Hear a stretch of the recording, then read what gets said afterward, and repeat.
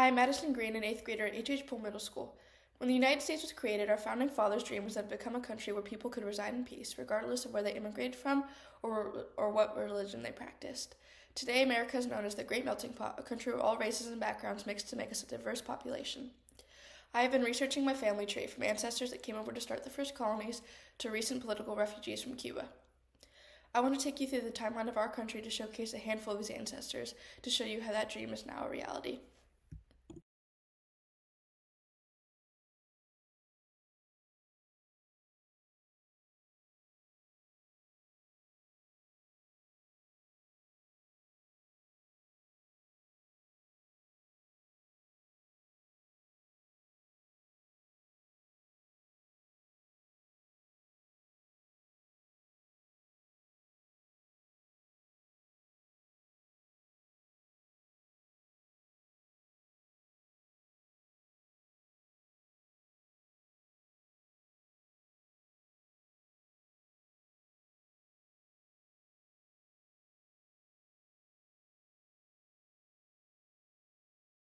John Rutledge, born on September 7th of 1739, was a stubborn political pioneer and my maternal great-great-great-grandfather.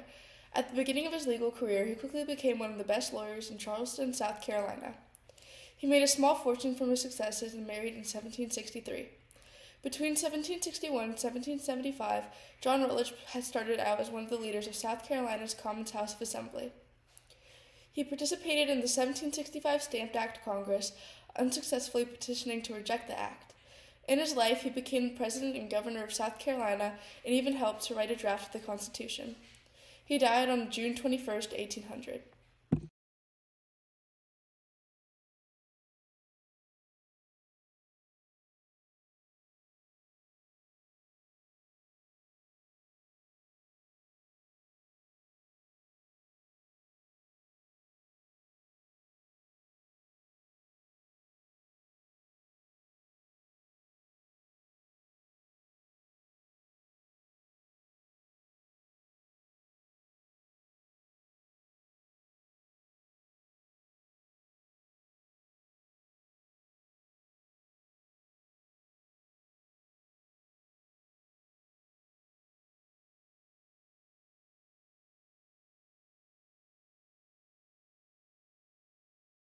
Harry Green, my paternal great-grandfather, was born on December 31st of 1919 in New Jersey. He was a graduate of Newark Normal High School. Afterwards, he was drafted in World War II into the Army. He was a tank unit commander with the 894th Tank Battalion. He entered the war in Northern Africa in 1943 during World War II. Because he was Jewish, his job was to shoot at the church steeples to knock out the snipers and keep the soldiers safe. When the war was over, he moved with his family to Fort Lauderdale and opened a dry cleaning business. He died on April 5th of 2019 at the age of 99.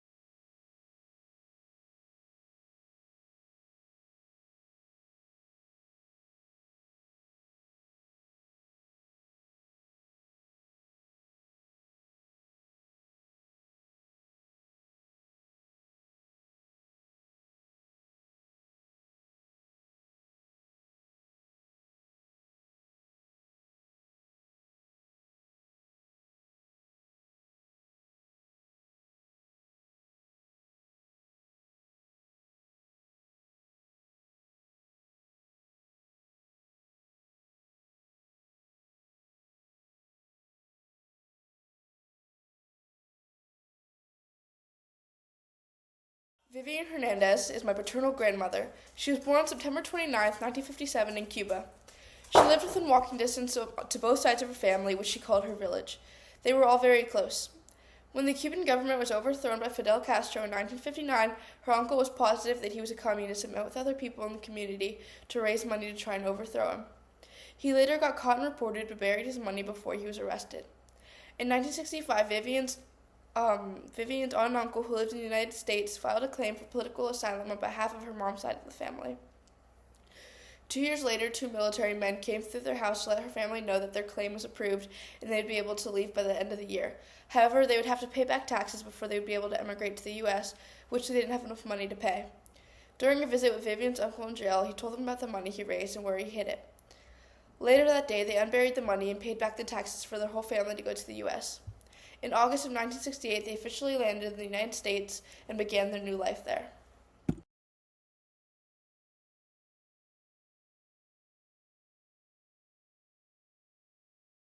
Arthur Marley Jr., my maternal grandfather, was born on May 10th, 1941.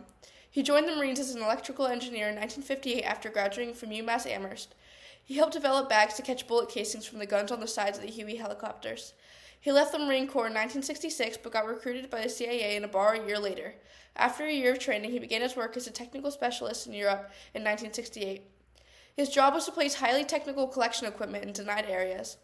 This was used to get access to information on the Soviet Union military and political plans. He is credited with being one of the inventors of the pigeon cam, a way of getting information that is still used by spies today. While in Europe in the 60s, he helped the U.S. with the Vietnam War effort. In 1973, he was sponsored to be a student at the National War College, where he conducted research on technology transfer to the Republic of Korea and evaluated the Soviet military threat to Western Europe through Africa. In 1989, he was selected to be the director of a domestic technical facility and retired 3 years later in 1992. He received a Career Commendation Medal, which is an extremely high achievement. He died on June 9th of 2009.